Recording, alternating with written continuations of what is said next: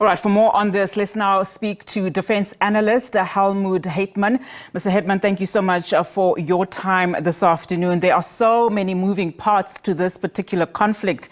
And at the center of that now is the exchanges that we are seeing at leadership level as we make sense of what is at the heart of the decades-long conflict in the DRC and South Africa's involvement. 13 SANDF soldiers have died. That is what we know. Now, we've heard from various sources about the escalation of fighting. What have your observations been, especially as it relates to the conduct of the various missions operating in that country, including, of course, SADC's mission, of which South Africa is a part of? Yeah, I think the key problem there is a misapprehension on the part of at least some of the people in our government that the SADC force and our force with it were there on a peacekeeping mission. If you look at the mandate says they're there to support the DRC government in neutralizing armed groups, i.e. groups like M23. Now, if you're going to neutralize them, you're not peacekeeping, you're now part of the fighting. So for us to now say, oh, we're peacekeepers, we're neutral, that really doesn't work. I think the SABC was somewhat deluded to start with. If you bear in mind, MONUSCO was supposedly going to be withdrawn from the Congo now. Quite why the Congo government wanted them to withdraw is another question, but let's not go there. That meant just 5,000 SADC troops supposedly going to do and achieve what 15,000 MONUSCO troops couldn't do. And on top of that, without any air support. So that was at best silly. That said, I don't think we're wrong in trying to stabilize the DRC, but if you're going to pick a side, you have to admit you've picked a side. Then we're not part of the peacekeeping game, we're not part of the peacemaking game, we're part of the conflict, essentially. I can't go into the rights and the wrongs in the DRC because I'm not there, but you said it many moving parts, you're right. There are the countries involved, DRC, Uganda, Rwanda, Burundi. There are the four major guerrilla groups, Allied Democratic Forces, Lord's Resistance Army, that would love to overthrow the Ugandan government. There's the FDLR, the former genocidal types out of Rwanda, would like to overthrow Kagame.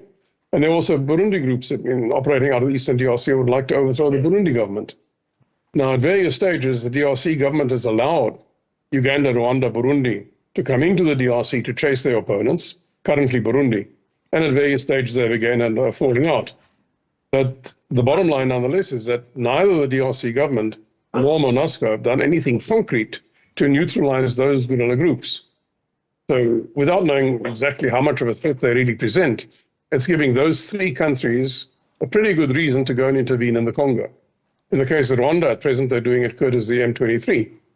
I know they deny they're supporting M23, but it's pretty clear to anybody that they are. It's a problem area, and the forces on the ground are not enough to deal with that situation. It has to be solved diplomatically, politically, but neither the DRC government or anybody else seems to be all that keen on doing so diplomatically or politically. And sorry, to add to that, there's about 150 other militias operating in the DRC, each with its own agenda. Some just protecting an illegal mine or logging operation, some working for somebody who knows who. The Allied Democratic Forces is an Islamist organization who's funding them. So it's an exceedingly complex, complicated situation there. Yeah, absolutely. I want to go back to just some of those suggestions in terms of how then do you neutralize the situation diplomatically while you're de-escalating the violence there.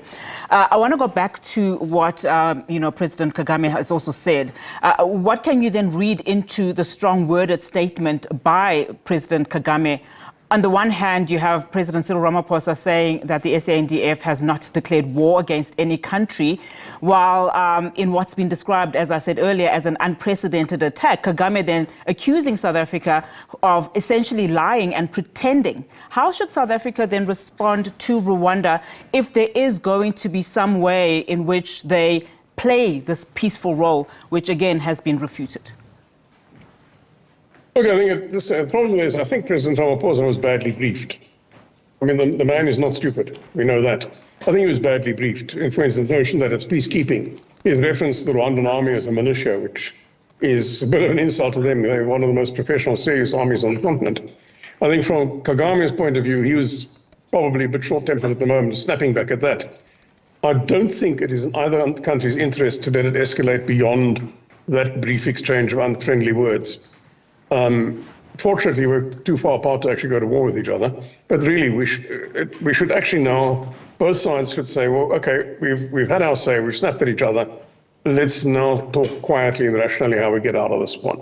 From the SADC point of view, South African point of view, clearly the SADC mission in the DRC is not going to work. It should now be wound down. We should withdraw. I don't think for the time being South Africa can play a peacekeeping role there. By the way, South Africa did in the first Congo War.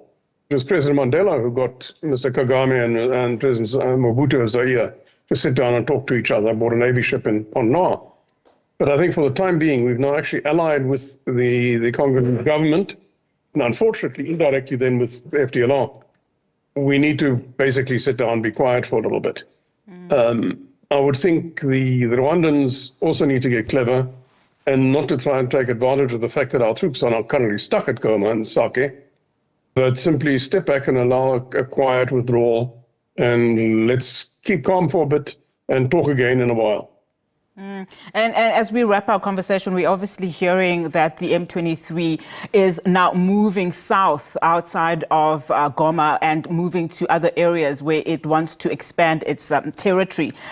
What are then, just given those dynamics that you're also bringing to the table now, are the most realistic pathways to neutralizing and de-escalating the situation without necessarily South Africa's involvement in this case? There's not going to be any easy solution. I think it's a AU thing more. I think African Union more than the United Nations really should get in there, and somebody needs to explain to the Congolese government in Kinshasa in words of one syllable that they have to do something to disarm and neutralize those guerrilla groups that present a potential threat to their eastern neighbors. At the same time, somebody then has to persuade Uganda, Rwanda, Burundi that this is being done and it's going to be done effectively. And perhaps then MONUSCO has to stay longer and be a little bit more active vis-a-vis those guerrillas. And at the same time, the Force Intervention Brigade that previously dealt M23 quite a hard knock, and we were part of it, that needs to stay in place. If somebody does step across the line, they get hit. But really, it's African Union needs to knock heads together and persuade everybody to talk to each other, because this is not getting anybody anywhere. My one concern here, though, is does anybody with power actually want the Eastern DRC stable? There are a lot of people making a hell of a lot of money out of those minerals that they're mining illegally, out of illegal logging, etc. If the region was stable, they would be paying taxes, they'd have to pay decent salaries, there'd be health and safety regulations. Yeah, they don't want that. I think somebody needs to really take the plight of the people of the Eastern Congo to heart and intervene on their behalf.